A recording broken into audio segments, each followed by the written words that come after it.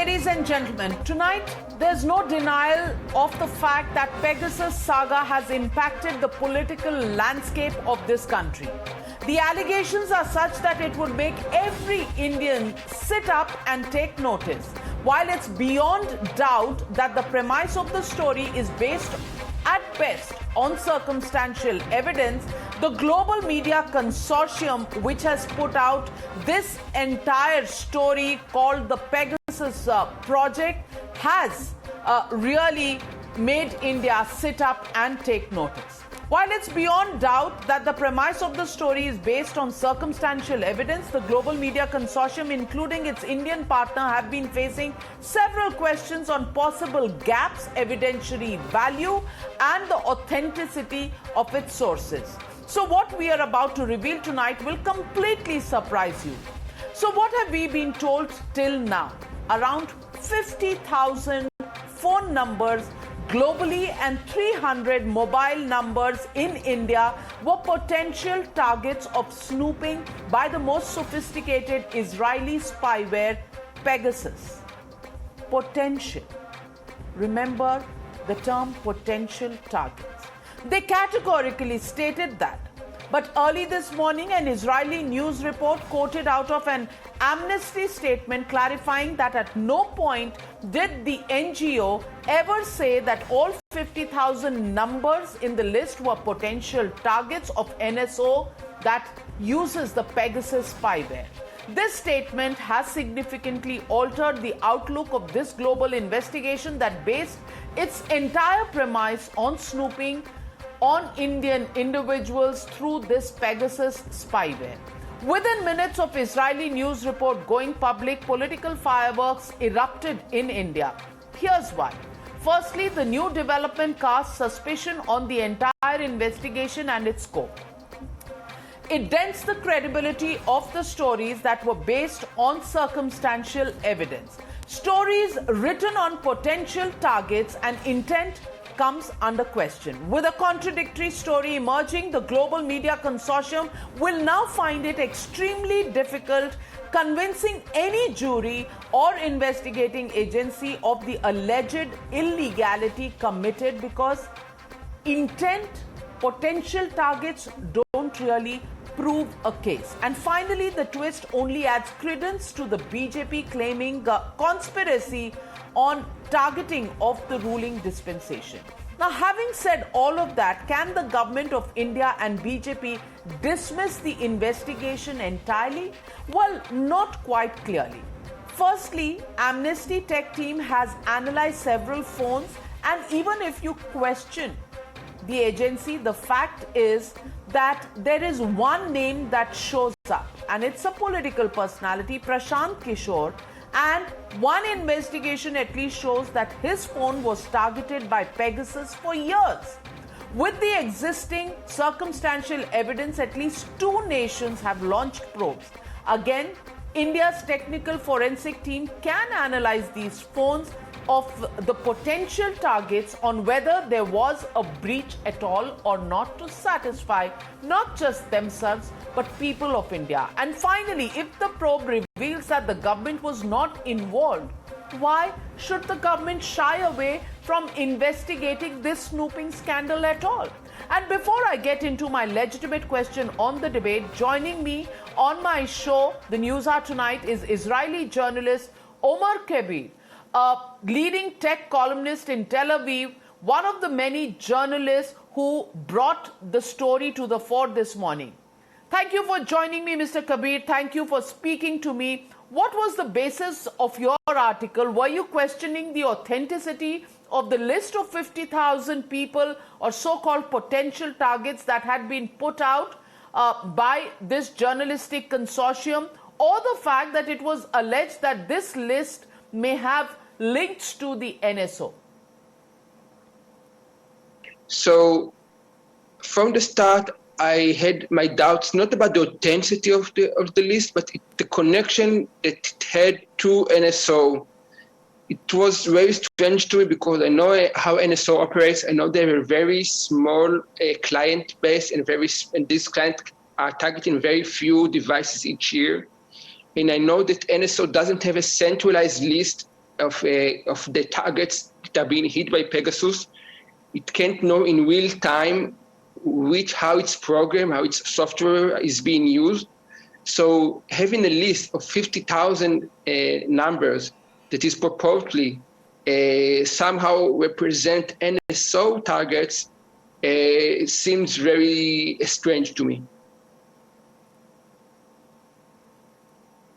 Well, it seems strange to all of us here as well. But do you believe there was ambiguity in the statements that have been put out by Amnesty International before today? I would just like to point out that their statements hasn't changed from the start. And yes, there was ambiguity, but it was there from the start, from the very first stories reporting about the list. The first report said it's a list of potential targets that were of interest or number that were of interest to clients of NSO. This is what they've always been saying. There always some sort of ambiguity around it that is true, but it hasn't changed. And the current statements from Amnesty, and I'm referring to the longer Hebrew statement that haven't been put out in English, does repeat their earlier statements and reporting. And this is the problem. Their reporting about it was very ambiguous, and other media outlets that are not part of the original reporting team misconstrued those statements and then went on to say, well, this is a list of NSO targets, because the original reporting was very ambiguous, and you have to know the subject, the company, really well. And a lot of people do not know it as well as I do, and really read carefully what they are saying. And whoever didn't do that misunderstood them. Well, stay with me, Mr. Kabir. I want you on the debate with me. But before I get to the debate, the legitimate question on the Newshour tonight: has Amnesty's statement weakened the Pegasus expose? That's the question. And the debate coming up on the other side. And we are asking the question. The hashtag is Pegasus Spygate Twist. That's the hashtag and the debate on the other side. You're watching the News Hour at 9. Debate number 1 on Times Now. Super Prime Time.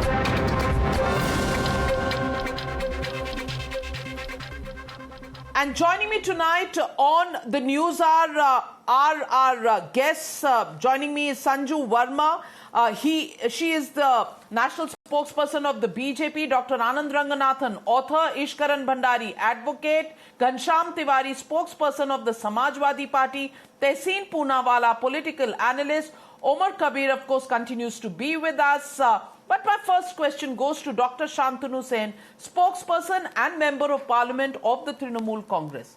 Dr. Shantanu Sen, there's one question that everybody is asking tonight, and after Omer Kabir and his statement, his article, and the Israeli media pointing out to the Amnesty International's own statement that these were potential targets, and these 50,000 numbers were certainly not numbers belonging to some sort of a spy list interested, in which Pegasus would be interested.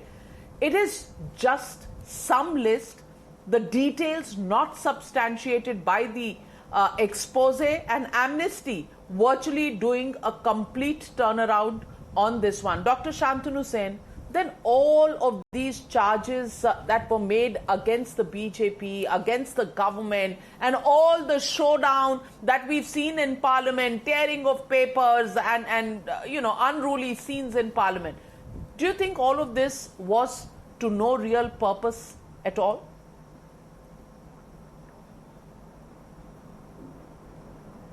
See, first of all, though it is a fact that neither the politicians, nor the journalists, nor the judiciaries, no one was spared. But All India Trinamool Congress is specially concerned because our All India General Secretary Abhishek Banerjee is involved in this case. His phone was also tapped. So we are sincerely into this issue, number one. Number two, our simple question is, when we came to know from different sources, from medias and everything, that it has been clearly mentioned that this type of contract can be made between NSO and any government agencies. So our question to our central government and our Prime Minister, whether they have come across any agreement or not, whether they have made any agreement or not, be it Narendra Modi ji, be it Amit Shah ji. And today we have seen just a single page statement given by a minister cannot satisfy the entire citizenship of the country. We wanted an organized clarification, organized discussion. It is not only involving the IT minister. This BJP government, they haven't spared their own minister as well. So we wanted Prime Minister to be on the floor. We wanted Home Minister to be in the house. Only a single page statement read out by minister can't be a solution.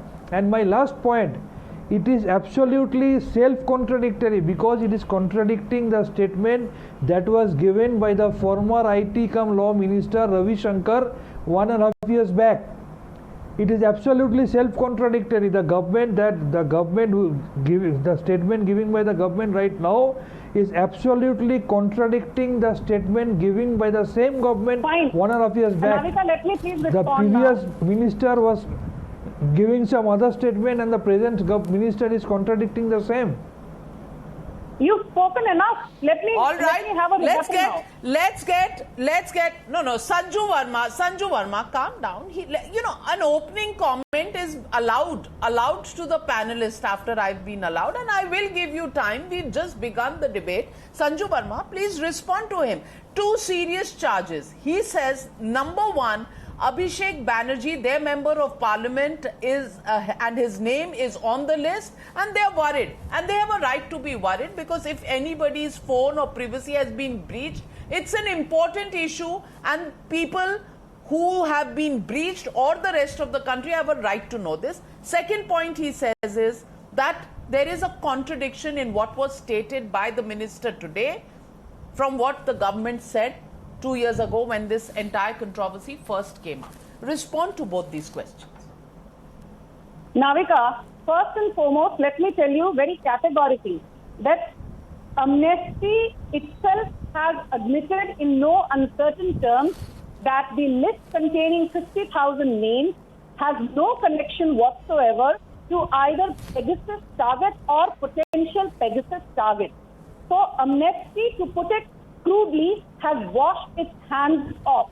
And it was Amnesty's report or Amnesty's, a side of the story which was being cited by a certain section of the media here and by a certain section, or may I say large sections of the opposition here. So now, the opposition which was using Amnesty to validate its frivolous allegations, when Amnesty itself has washed its hands off, clearly, the opposition has fallen flat on its face with a round, big omelette splashed all over their faces because these are nothing but frivolous allegations with no basis or substance whatsoever. I agree to one thing, that is that there are names of 67 phones apparently which were hacked. And out of these 67 phones, it is said that there were 37 phones which were also infected. But again, Amnesty says, and this is corroborated by NSO, the company which owns Pegasus spyware or software, what you will, that simply by hacking a phone, you cannot necessarily claim that the hacking was indeed done by a government agency.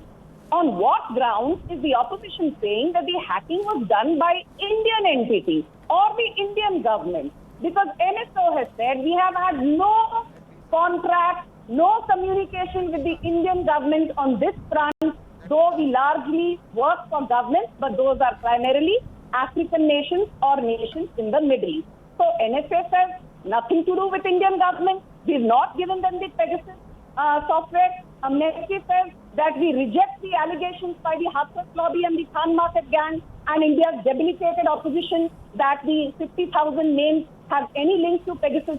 When Amnesty is denying the allegations leveled by the opposition, when NSO Shantanu denying Sen, the allegations Dr. leveled by Shantanu the Sen wants to opposition. rebut you. Dr. Shantanu Sen wants to Why are we rebut you. saying so much? Dr. Shantanu Sen. Please reply to them. Dr. May I please Shantanu reply? Sen, May I please give a Sanju technical Verma answer? says That is what- after Amnesty's That is denial, what and let we me want read to out. listen Let from the me mouth read of out Honorable Amnesty's. Prime Minister or Home Minister on the floor of the Why are we Parliament. giving so much That is what we want No, to hear now from the mouth of opposition, Honorable the Prime Minister or opposition Home cannot Minister dictate on who the will floor say of the this. Parliament. How can That the is our opposition only request. dictate who will say Let our this, Prime Shantanu Minister Sen? or How Home can the Minister come in opposition the House dictate who and will say say the this? same. It is the discretion of the Prime Minister on when he wants to speak, on what he wants to speak, and there is a minister in charge of the department who's speaking. You can't begin to dictate who's going to speak. Dr. Anand Ranganathan, let me get Dr. Anand Ranganathan He in. himself is Dr. involved. Anand His name is Ranganathan, also I there want in to the list, ask madam. you. His name is also there in the list. Sir, can you please? Whose name is there? Dr. Anand Ranganathan. Dr. Anand Ranganathan, I want to ask you. Amnesty International started by saying on 19th of June, irrefutable proof of NSO spyware infecting phones. Now, today the statement is never presented list as NSO Pegasus spyware list. Then on 18th June, they had said Pegasus is weapon of choice for repressive governments. That is what Amnesty International Secretary General said. And today, what do they say? No certainty that Pegasus used for this surveillance. Then they had said on 19th of June, forensic analysis has uncovered irrefutable proof.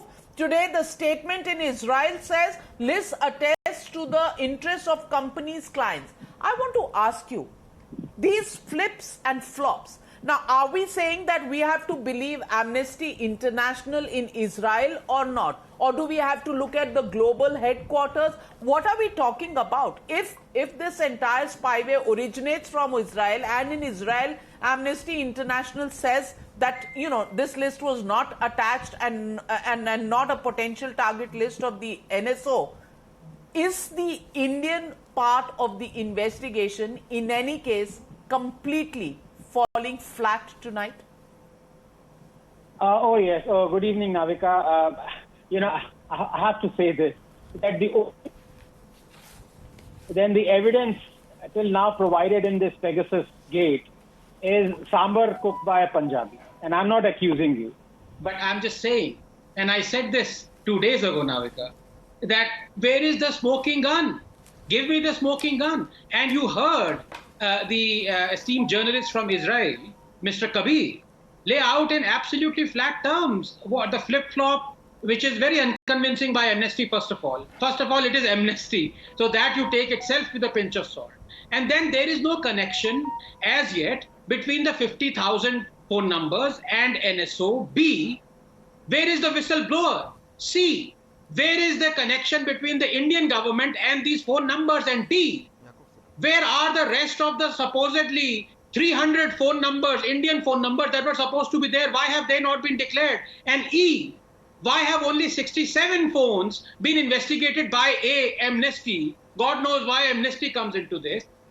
And out of that, only 27 have been found to be convincingly infected.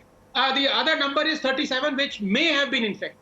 But I have to say this, Navika, just give me a minute, because I have to say this, and my good friend Tessin is also listening, and he would appreciate this. 2 points. Number one, you see, the Congress would have been in the 80s, well within its rights, to say that there is no connection between Rajiv Gandhi and Bofors kickback. Where is the connection? Where is the connection between? Give us the evidence. Then came the evidence. And the evidence was that diary. Does that diary exist? Is there any Indian politician that says that this is E is being snooped or V is being snooped? And number two, then came the incontrovertible proof that linked Rajiv Gandhi with Bofors, which was Quattrochi. And Tessin would agree with this. Where is the Quattrochi here? Where is that link that links the government of India to NSO or Pegasus or this whole gate? And finally, Navika, very briefly, 10 seconds. You yourself have been an investigative journalist, so I ask this point blank to you. You were instrumental in unearthing that Chopper Gate scam, weren't you? Supposing somebody came to you and said, here is a list of 50,000 phones. I don't know who is the whistleblower. Incidentally, in Bofors, the credibility also was because the whistleblower was there. So if somebody comes to you and says, Madam, please take this list of 50,000 numbers, I don't know where I got it from a server in Cyprus or Israel or wherever, I have no idea. I don't know who gave it to me. I have no connection with the Indian government, and I don't know whether the Indian government is connected to this. But please, investigate this. Would you have publicized this? Point blank question to you, Navika, yes or no? I'm sorry to put you on the dock. Well, I'm in the dock, almost on every day, including for having, tried to give you a recipe of sambar. But let me ask Tehseen Poonawalla. Amnesty says it never presented this list as NSO Pegasus spyware list. List of numbers were marked as numbers of interest to NSO customers. Then they go on to say Amnesty admits that not all numbers on the list are targets of Pegasus. In fact, Amnesty International's Israeli wing stands by the press statement that it has released. Governments of all nations where Pegasus infected were not even clients of NSO. Media houses in India may have exaggerated claims of Amnesty is the takeaway that's coming out. Tehseen Poonawalla, much ado about nothing. Is this what it turns out to be? Okay. At the onset, I'm so glad Anand is back and I'm sharing the panel with him. I just wish him a lot of love and good health always. And Anand, stay away from sambar and eat more salads. And that's an advice for a better day. But let me come to the crux of the issue. There are two parts I will divide my answer with. It's slightly technical, so please bear with me. A, the BJP spokesperson, I hope she doesn't interrupt me, said that that the 67 odd phones or number that she gave were hacked or whatever. Look, please understand that this software/spyware is a qualified military weapon in a highly regulated industry. So all of these sales have to be approved by the Israeli government. We know about it.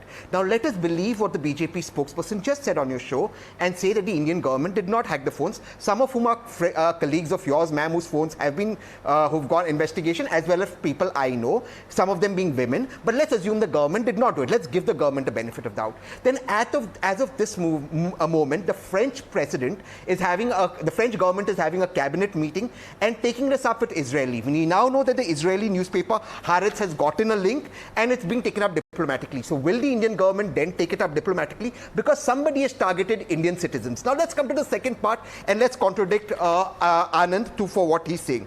3 presidents, 3 sitting prime ministers, 7 ex-prime ministers who were targeted when they were prime ministers, and several other people were infected with this military-grade weapon. What does this military-grade weapon do? Please allow your viewers to understand. I will not allow I know you will interrupt me, but please allow me January 16, 2006. Please allow me. This is very unfair, ma'am. I'm on your debate. It's very unfair, ma'am. It's okay. It's okay. Please allow. Let us speak. For phone tapping. Please, ma'am, can I please make my point? Manmohan Singh said it is the prerogative of the state. October 17, 2009, the then railway minister Mamata Banerjee said her phones were hacked. Manmohan Can I please reply to that? Hacking phones is the prerogative of the state. Then in 2011, November 9, 2011, Can I please reply? Pranab Mukherjee, the then finance minister, accused Manmohan Singh and the UPA that his phones were being tapped. And mind you, he was the finance minister. And what did Manmohan Singh say again? Phone tapping. Can I please be allowed to reply, ma'am? This is so unfair in a debate. You've given her a platform. You're not giving me the same platform. Please allow me to reply. Tehseen Poonawalla, the Please allow me to point Sanju reply. Verma It's is very making. unfair. Tehseen Poonawalla, the point Sanju Verma is making is I'm replying. I wouldn't reply to it, but you've allowed her my time. It's very unfair. Your viewers are watching. Please allow without me to having reply now. any documentary evidence. You don't have a smoking gun. As Anand Ranganathan pointed out, there is no whistleblower. You have nothing, and you're expecting them to take this up with the Israeli government. But has the UPA government ever responded? Has Congress ever responded to the charges made? 1 minute, Sanju Verma ji. Sanju Verma ji, 1 minute. Has the UPA government ever responded to the charges of Pranab Mukherjee? Have they ever responded to the charges of late Amar Singh? Why don't you respond on that? You know, आप तो ऐसे कर रहे हो जैसे आपके समय सब ठीक था, सब अभी खराब हुआ है. Everybody is snooping on everybody. Your finance minister complained that he was being snooped on. Exactly.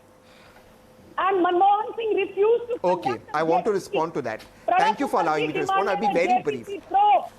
Ma'am, this is very unfair. It's so unfair to your viewers. Yes, am I not allowed to speak? Yes, Can you Sanju please Verma, lower the feed? allow Tehseen to respond. Seconds. Please allow me to respond. Sanju ji, allow Tehseen to respond. I'll have to lower your fader. Yes, Sanju Verma. Yeah, please allow him to respond. Yes.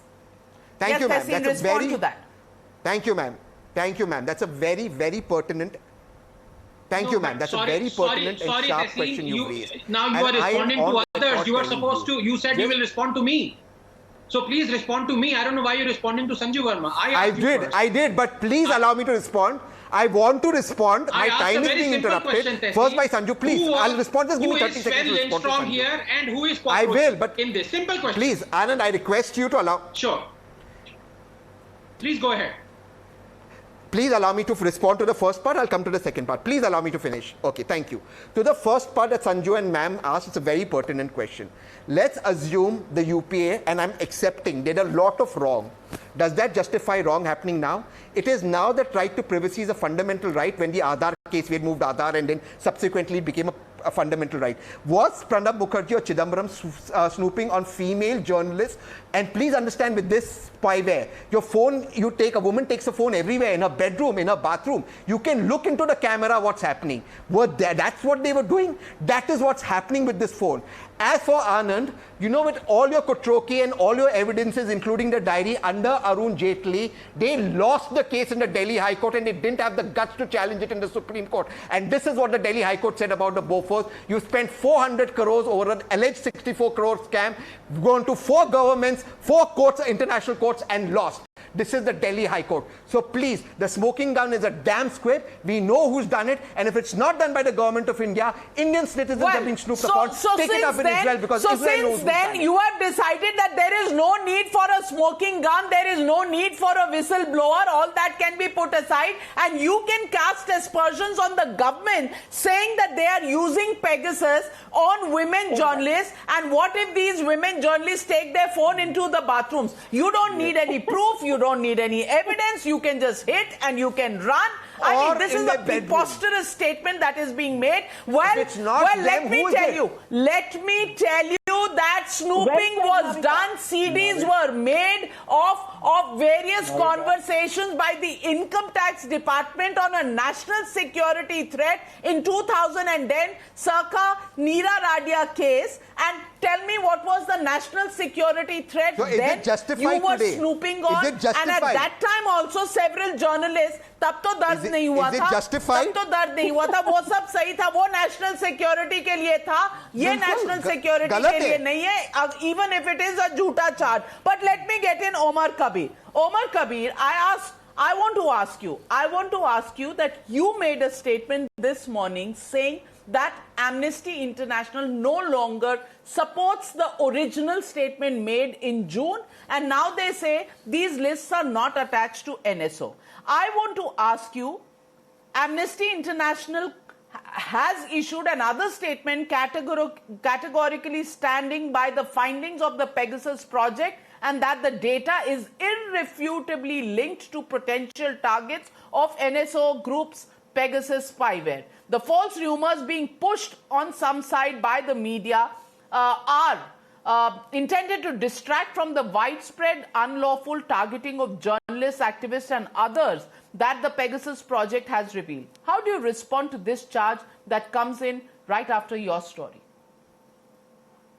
I saw this statement as well, and the only thing I can say, it is very different from the statement in Hebrew that I received yesterday, and which also I sent to you. After our first interview, I sent you the original statement. I'm sure you got it. You probably ran it to Google Translate to see what it says.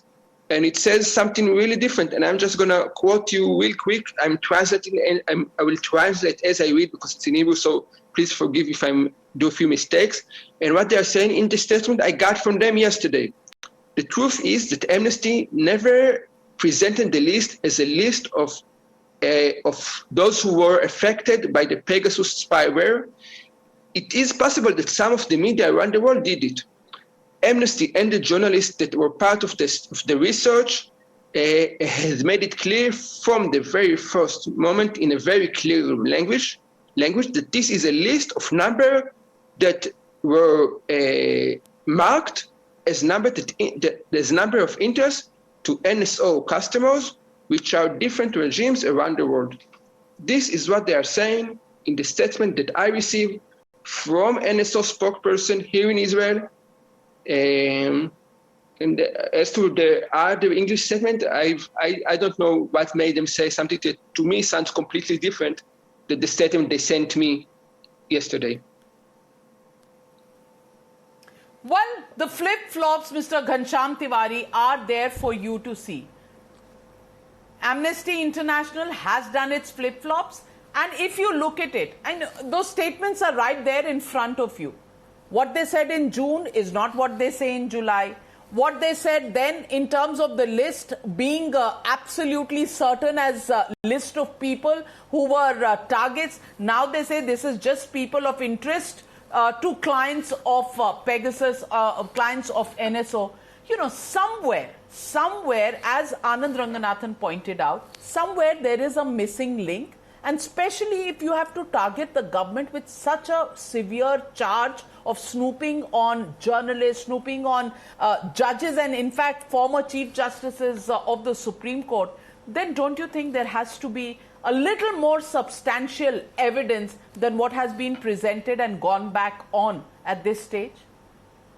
I'll make 3 quick points. Good evening, and let us see how far I get along. First and foremost to Mr. Kabir, tell me if I'm saying anything wrong. NSO is a company that steals from people in partnership with sovereign governments, and only sovereign governments can hire. It's a very, very profitable company. And so far, the Indian government has only relied on the spokespersonship of NSO.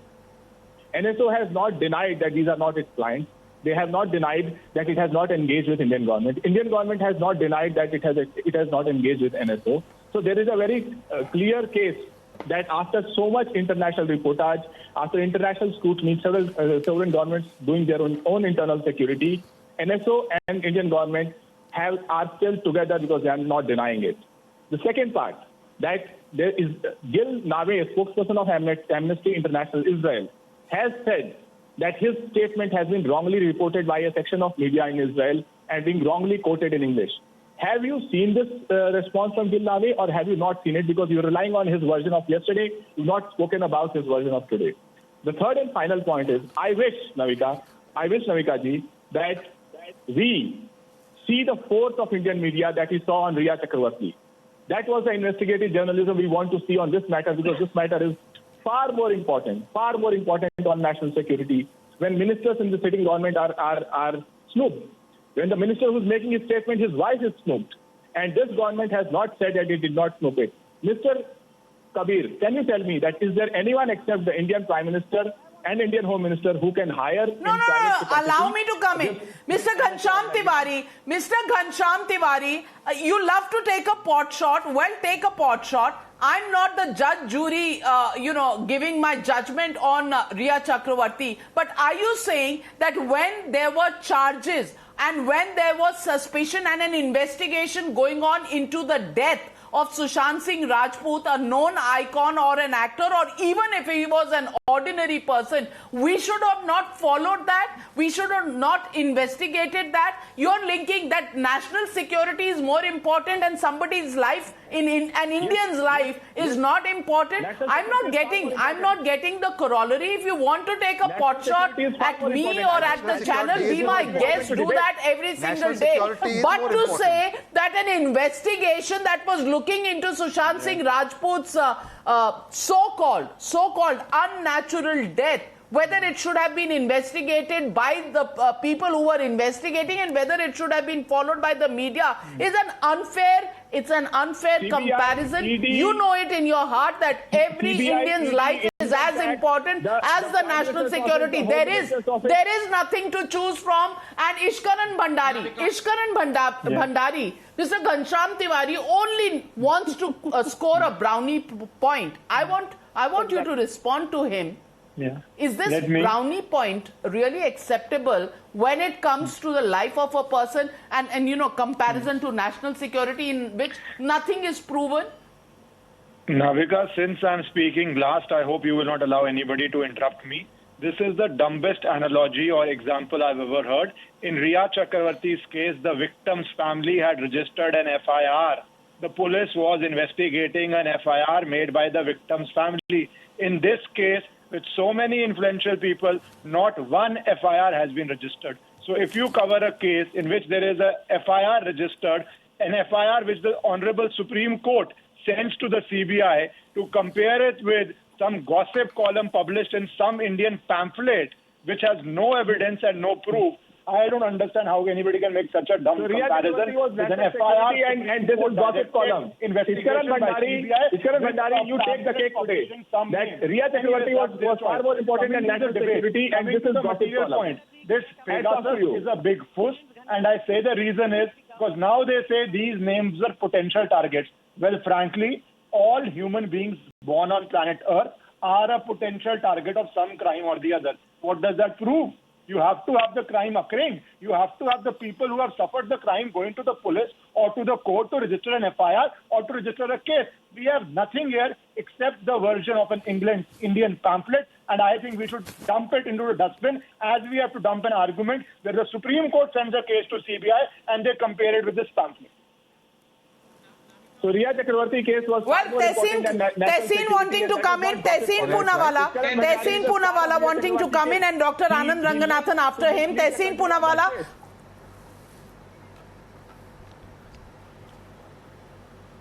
Quickly, 2 quick points. The phones that were analyzed, including Indian journalists, their phones have been not just technically analyzed, it's been peer reviewed by the Citizens Lab, which is a part of University of Toronto. Their methodologies put out. My friends are moving court whose phone have been hacked, but before that, a fake PIL has already been filed in the Honorable Supreme Court by a known PIL, serial PIL filer who helps the government of India get a clean chit by filing writ petitions that have so badly drafted that the Honorable Court has no option but to throw it out. And that is the methodology this government is applying to say that, look, we'll get a clean chit as Dr. Anand Ranganathan, Tehseen Poonawala is doing what he does best. He first makes a point and contradicts it himself. He says a serial PIL wala is connected to the government, and he does such a bad job of it that the Supreme Court has no option but to throw it out. Now, does the government of India has to use such a substandard normal PIL wala who will be thrown out of court to try and make its point in the court? Dr. Anand Ranganathan, point number one. And point number two, यहाँ पर घनश्याम तिवारी जी को बड़ी दिक्कत हो रही है कि जिस केस में सुशांत सिंह राजपूत की फैमिली ने एफआईआर किया था उस पर तो हमें कुछ नहीं करना चाहिए था। जहां एफआईआर हुआ भी नहीं है, कुछ हुआ भी नहीं है, कोई एविडेंस मिल भी नहीं रहा, डिनायल आ रहा है, उसको हमें फॉलो करना चाहिए right to the end. Dr. Anand Ranganathan. No, very brief. That's why, Navika, I keep saying to my good friend Tehseen that he should pay heed more to his brother than to his brother-in-law. And I'll ask him a very simple question. It's a yes and no. In fact, because he's my very good friend, I'll ask him 2 simple yes and no. I love these yes and no questions because दूध का दूध पानी का पानी हो जाता.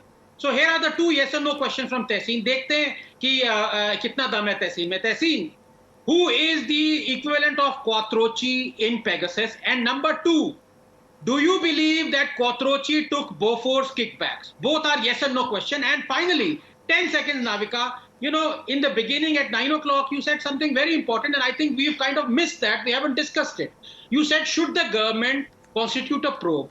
Now, I ask you, in all honesty, did the government constitute a JPC in Judge Loya case? Did it constitute a JPC in Rafale? No. And yet, the Supreme Court heard both matters and adjudicated on both matters. And people believe the Supreme Court. So I think if at all there should be an investigation, just like Judge Loya's case, just like Rafale, let the Supreme Court come in and let it. Isme government ka lena dena kahan se ho gaya? But before that, Navika, I want my good friend Tehseen to answer both questions. Give him 5 seconds for quickly, yes or no. I'm completely out of time. Out of time. Tehseen Poonawalla, respond to Anand Ranganathan in just yes or no. The person Is there a who got this Kotroki military grade equivalent? software, Yes or somebody no? wanted to see Mr. Narendra Modi continue as Prime Minister in 2019. Yes, it will be either the Honorable Home Minister or somebody from the Government of India. Let the government investigate and put it in Supreme Court on affidavit that they don't have this software. Let them put it on affidavit in Supreme Court they don't have this software. And not the PIL filed by that serial filer. Let them go have a Supreme Court monitored investigation and put in Parliament on record that they have not bought this software. Let them have it. Sanju Verma ji. Let them do it. We know that they've bought this software. And they're spying on people. Quick response to Tehseen Poonawalla. Will the government order a probe? Will it say categorically on affidavit that it does not have the ownership of the Pegasus spyware? I want to say just one thing, Navika, that the Union Information Technology Minister Ashwini Vaishnav on the floor of the Parliament said, and I'm quoting him ad verbatim, no illegal or unlawful interception happened. A lawful interception can happen only after approval from the Union Cabinet Secretary, and after that it is reviewed by the Chief Secretary of the concerned department. So I believe in Ashwini Vaishnav. I believe in the court of the law. That is a telegraphic act. It has got nothing to do with Pegasus. A statement made on the floor of the House is something that is always the truth and nothing but the truth. But if the opposition has any more evidence, well, it really needs to work hard for it. As of now, the case doesn't seem to be standing on its own 2 feet. What happens in the Supreme Court tomorrow, day after, or the next few weeks, we don't quite know. We'll continue to follow that. Thank you very much, ladies and gentlemen, for joining me on debate number 1 on the News Hour. Raids on Dainik Bhaskar. Is it really a lid on dissent and freedom of the media? That debate coming up on the other side.